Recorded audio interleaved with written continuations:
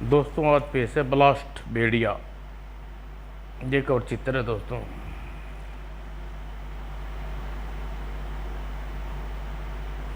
दिसंबर की 10 बजा देने वाली ठंड में जब बर्फीले देशों में प्राकृतिक सफ़ेद चादर टुकड़ों में बंटकर पृथ्वी पर बिछा देती है तो लगता है जैसे नरम मुलायम रुई की चारों तरफ फैल गई। जहाँ ऐसे में लोग अपने घरों में आग के आगे बैठकर इस दूध जैसी बर्फ का आनंद ले रहे होते हैं, वहीं कुछ लोग ऐसे भी होते हैं कि बिना किसी परवाह किए न जाने किस प्रकार के कार्यों में लगे होते हैं। ऐसे ही कुछ लोग यूरोप के महाद्वीप फ्रांस देश की राजधानी पेरिस में हो रहा है, जबकि सारी पेरिस नगरी दूध जैसी रुई से नहा रही है और इस इंसानी प्रगति ऊंची सी छत पर बैठी न जाने क्या कर रही है।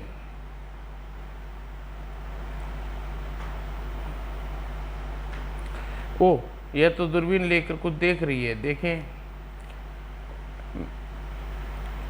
मैं ऐसा कितनी बार कर चुकी हूँ, लेकिन मुझे यह समझ में नहीं आता कि मैं ऐसा क्यों कर रही हूँ। काश मैं कैरी से न मिली होती। उड़ा चला उसका मन कैरी से हुई मुलाकात की ओर। सुनो जैन, सुनो। क्या? हाय कैरी, क्या बात है? आज तुम साउथ ब्लॉक ड्यूटी पर थे। मैं अब वहीं से आ रहा हूँ जैन, और वहाँ मैंने जो देखा है सब तुम सुन नहीं पाओगी। क्या बात है कैरी, तुम ऐसी क्या बात कर रहे हो? बात ही कुछ ऐसी है जैन। क्या? तुम्हारे पिता एक बहुत बड़े अंडर वर्ल्ड ग्रोह के बॉस है। व्हाट? यस जैन, मैंने अपनी आंखों से देखा है। तभी एक धमाके से जैन ख्यालों की दुनिया बिछड़ गई। ओह, मैं कहाँ खो गई थी? ये तो डैडी के कैबिन में किसी ने गोली मारी है।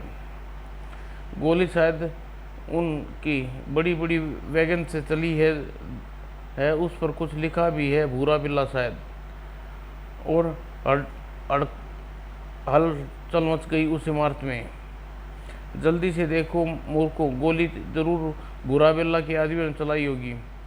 यस बस, भूरा बिल्ला का ही वैगन है। छोड़ूंगा नहीं मैं उसे। एक इंडियन होकर यूरोपियन पर हमला टक्कर लेता है।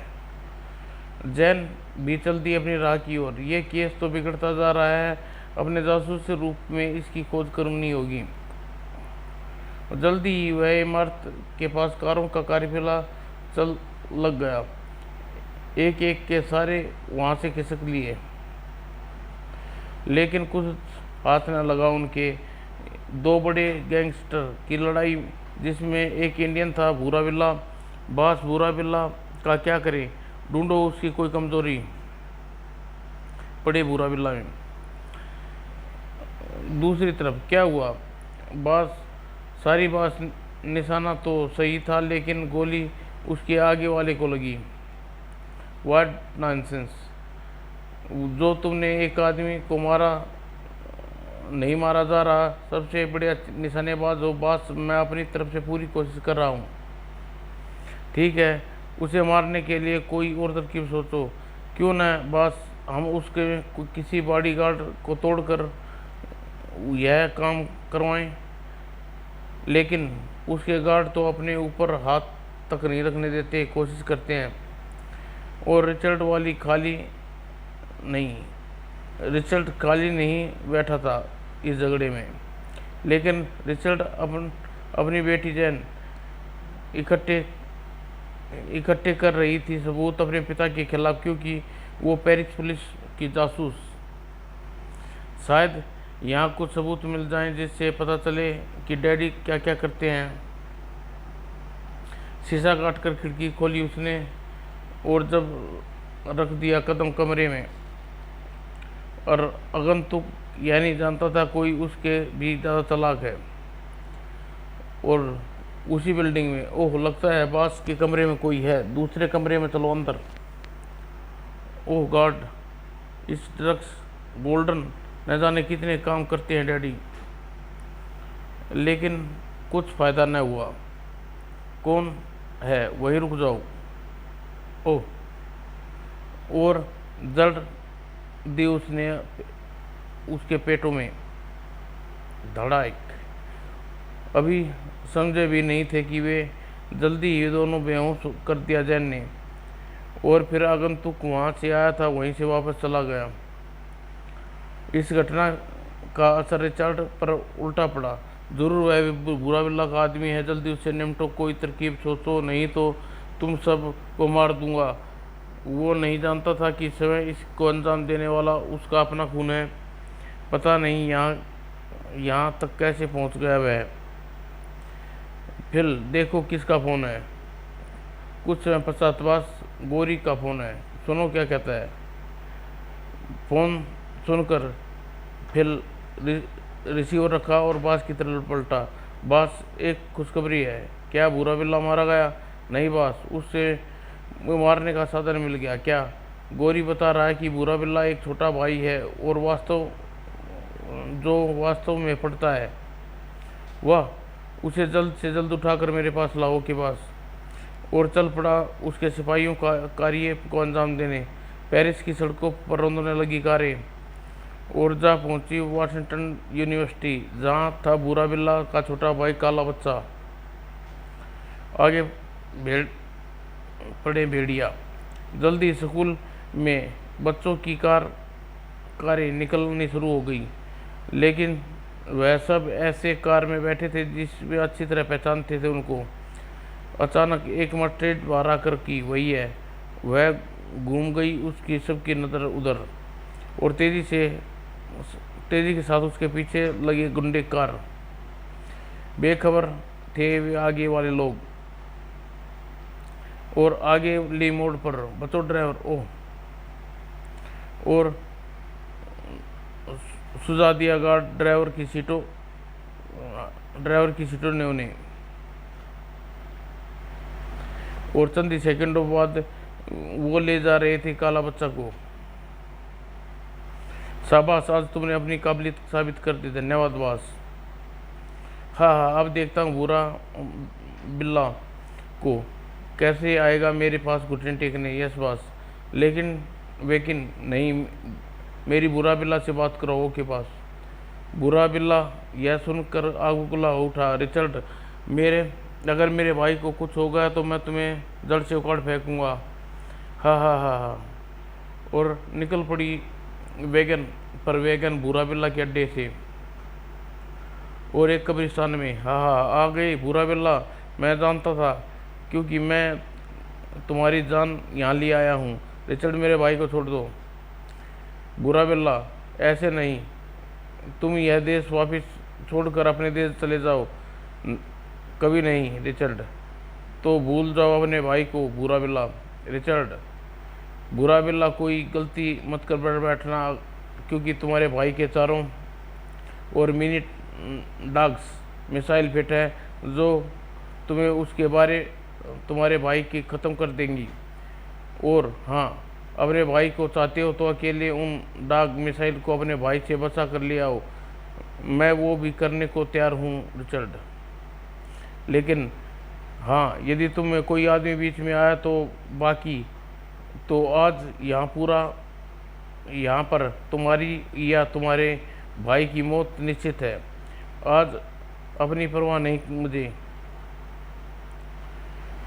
बस ये लो, डॉग मिसाइल के लिए काम आएंगी। Thank you Phillips. कोई बात नहीं बॉस, मैं जानता हूँ, इसलिए साथ लाया था। हाँ हाँ फिलिप्स, तुमने मेरा साथ छोड़ दिया, कोई बात नहीं, लेकिन वो तुम्हारी मदद तुम्हारे नए बॉस की नहीं बचा पाएंगी। मिनी डॉग मिसाइल का क्षेत्र में घुसते ही फेंक एक मिसाइल डिस्क बुरा बिल्ला ने, और अगले ही क्षण चित्रे उड़ा दिए उस मिसाइल ने, और एक रेंज खाली हो गई बुरा बिल्ला की। बढ़ा दिया उसने अपना कदम। सिर्फ रह गई एक डिस्क उसके हाथ में। और इस कार्य को कई मिसालें को खाली करता पहुंच गया काला बच्चा के पास।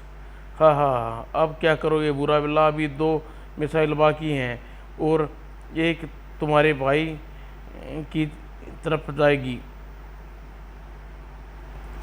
जिल्ला कर रह गया बुरा बिल्ला का दिमाग एक बात सुनकर। साथ ही उसने अपने दिमाग के घोड़े खोल दिए।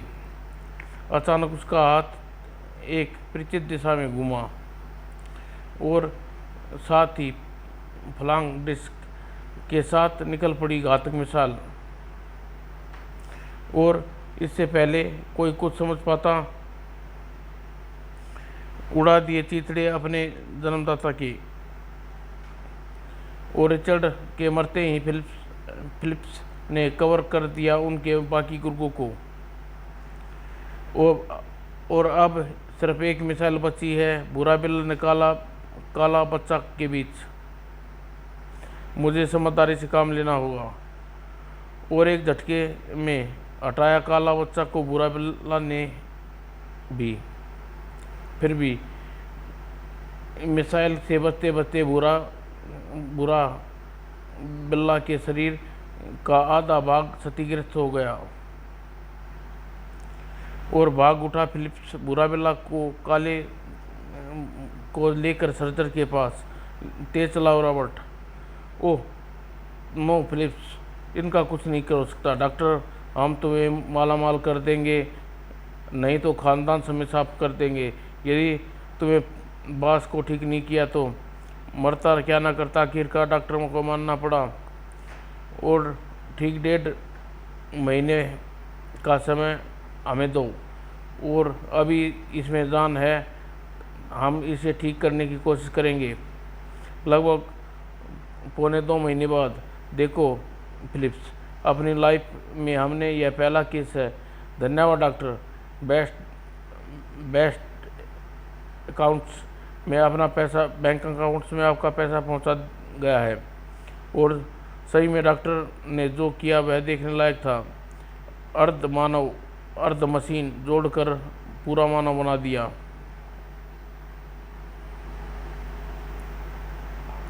और न जाने कितनी देर बुरा बिल्ला अपने छोटे भाई की फोटो हाथ में लिए अपने अतीत की गहराई में खोता रहा। ओ काला बच्चा, मैंने तुम्हें पूरा बचाया, तुम्हें यहाँ से बचाया और तुम भारत ही गए, मारे गए।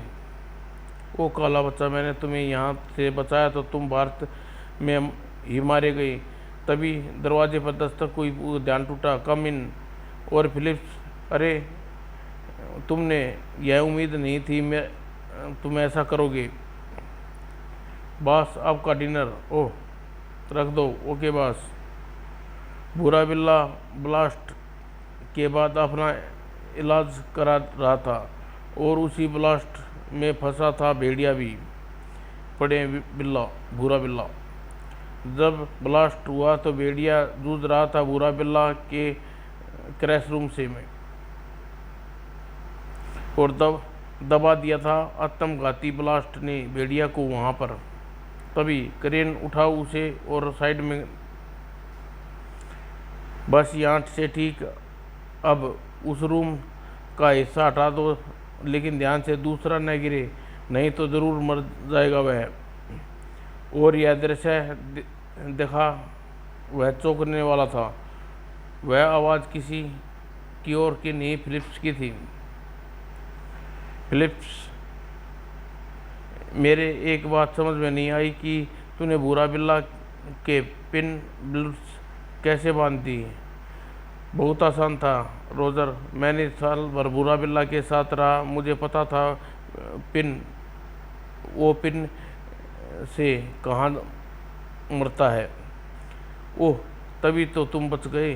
हाँ, बुरा बिल्ला ने मुझे पिन बुल्स मारी तो मैं बुलेट प्रूफ जैकेट पहनी थी। जब गार्ड्स मुझे उठाकर ले जा रहे थे तो उन्हें